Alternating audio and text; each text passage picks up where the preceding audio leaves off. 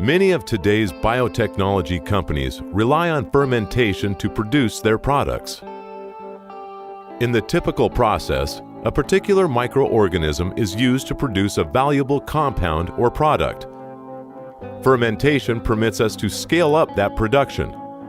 Instead of a single cell producing our molecule of interest, we use hundreds, thousands, and then millions and millions of these tiny microfactories to produce many different products on a commercial scale. In fermentation, there are two ways in which the product of interest is produced by the cells. Extracellular production is when the cell secretes the product of interest.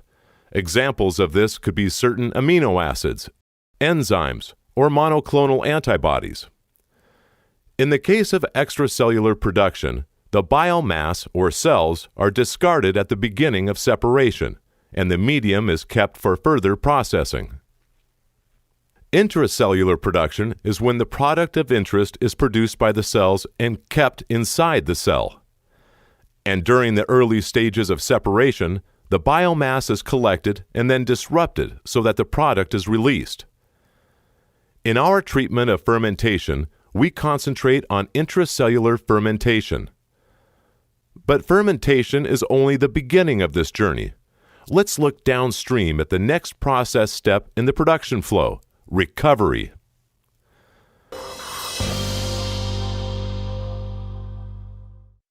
The final product of fermentation is called broth. Broth contains the molecule of interest. However, the molecule is still locked inside a host cell. And millions of these host cells are suspended in a pool of depleted media and metabolic waste products. In the next step, recovery, we perform two important functions: separating the cells, solids, from the broth liquid, and separating the molecules of interest from their host cells. Exactly where within the production flow those technologies are employed varies significantly from product to product. Recovery processes commonly use a variety of tools such as centrifuges, cell disruptors, and microfiltration to isolate the product. In this program, we are going to look at a typical recovery process used in the manufacture of GFP, green fluorescent protein.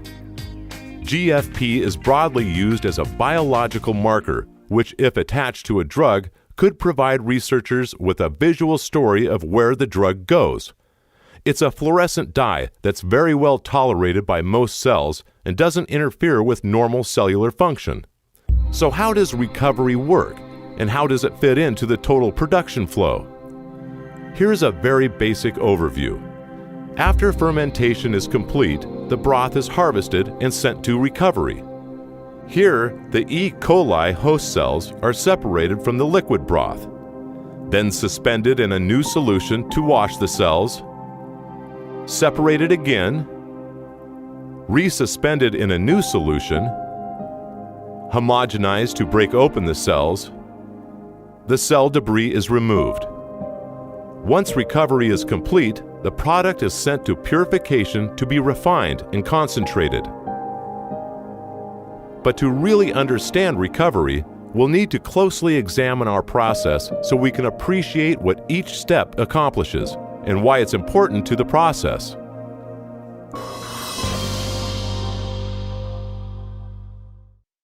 Let's start with the tools we'll use in the green fluorescent protein recovery process.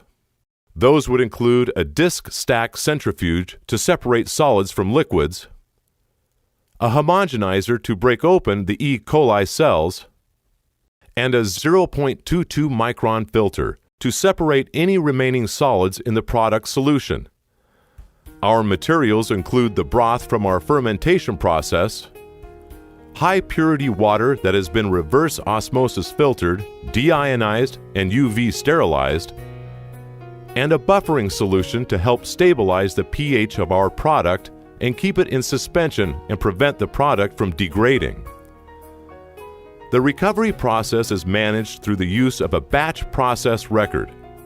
The batch record leads the operator through the process, step by step, with each step requiring a sign-off and separate verification by a second operator. This record also includes spaces for documenting times, activities, operation steps, and instrument readings. Before the process can begin, the recovery area must be cleaned and organized. Any unnecessary equipment or materials should be removed, and the area must be cleaned and disinfected to decrease the level of microorganisms. All equipment must be cleaned, sanitized, and set up as required by standard operating procedures. All required materials and documentation must be gathered and prepared, and any updates to the process control software should be made and verified.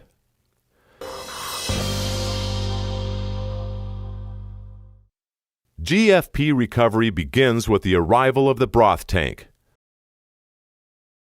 A sterile hose is run from the broth tank to the disc-stacked centrifuge, and the tank is pressurized to drive the broth into the centrifuge. After the centrifuge has reached a stable running speed, the inlet valve is opened and broth enters the bowl. The centrifugal force of the rotation forces the denser material, the solids, to the sides of the bowl, much like the spin cycle on your clothes washer, while the liquid flows through and out of the centrifuge. As more broth enters the bowl, it displaces the now clarified, solids removed, liquid to the top of the bowl where it exits, while the cells continue to build up on the bowl surface. The centrifuge has an integrated RPM monitor. If the unit is not rotating at a stable running speed, the controller will alarm and shut it down. The liquid leaving the bowl is known as the clarified stream because almost all the solids have been removed. A sensor monitors the clarified stream for percent solids. When this value rises, it indicates that the bowl is at capacity and the solids must be removed before processing more broth. The solids are the E. coli cells, and they contain the product. When the bowl has reached capacity for solids, the bowl opens and the solids are discharged into an appropriate container for collection. Once the solids are discharged, the centrifugation step can resume, while the clarified liquid is waste. At this point, the cells are in a paste form, and although most of the liquid has been removed, our cell paste is still about 40% liquid by weight.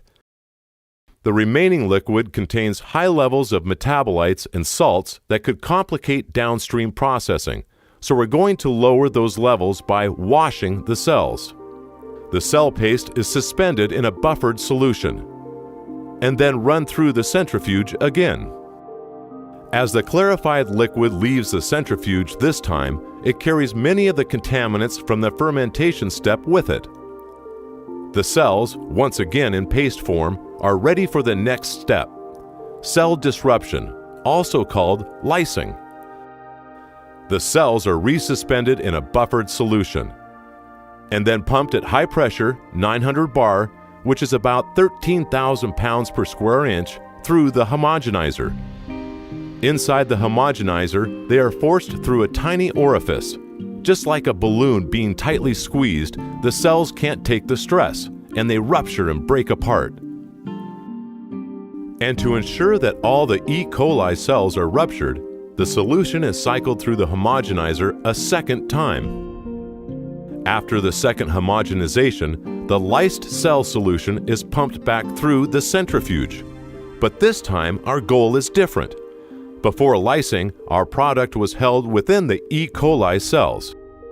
Now, with the cells broken apart, the cell contents, including cytoplasm and green fluorescent protein, are mixed into the buffered solution. The centrifuge again spins out the solids, which are primarily cell debris, and it's the clarified liquid which contains our product, GFP.